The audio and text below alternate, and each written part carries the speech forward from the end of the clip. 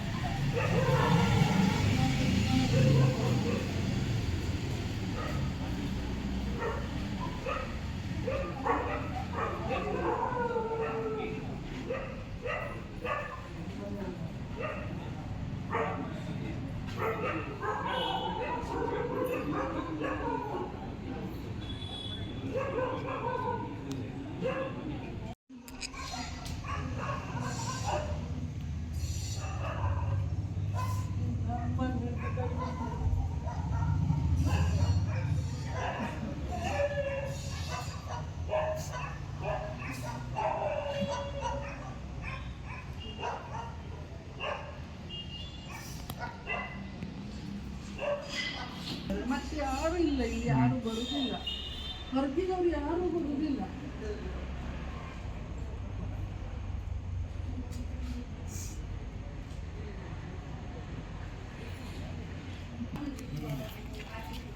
ಸರಿ, ಮಾತಾಡ್ತೀನಿ.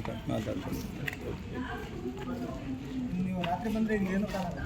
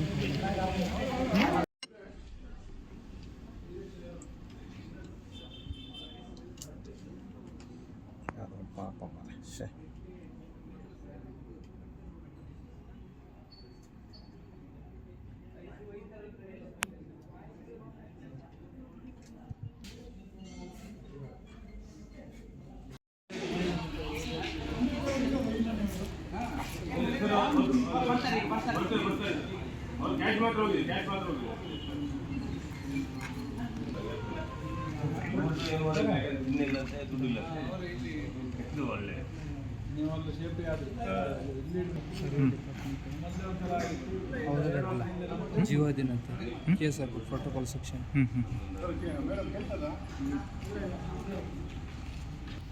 ಇವರ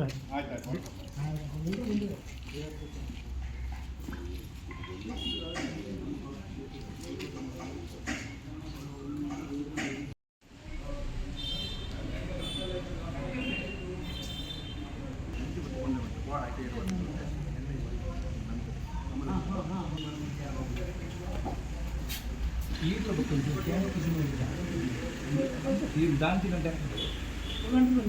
సేఫ్లో ఒకరు తీరునోటికి పడుతుంది, సేఫ్లో ఒకరు జీవుడు.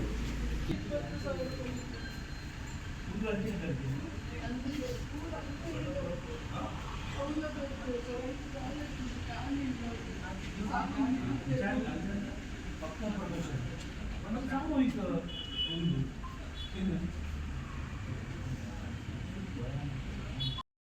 ಡೆಂಗ್ಯೂ ಪಾಸಿಟಿವ್ ಆದಾಗ ಬೇಕಾಗತ್ತೆ ಅಂತ ಹೇಳಿ 25,000 ಡ್ರಾ ಮಾಡಿದ್ದೆ. 5,000 ಖರ್ಚಾಗಿತ್ತು, 20,000 ಕ್ಯಾಶ್ ಇತ್ತು. ಮತ್ತು ಪರ್ಸಲ್, ಸಣ್ಣ ಪರ್ಸಲ್ ಎಲ್ಲ ಗಲೀಜು ಮಾಡಿ ಇಡೀ ಮನೆ ದಾನದಲ್ಲಿ ಎಬ್ಸಿಟ್ಟಿದ್ದಾರೆ.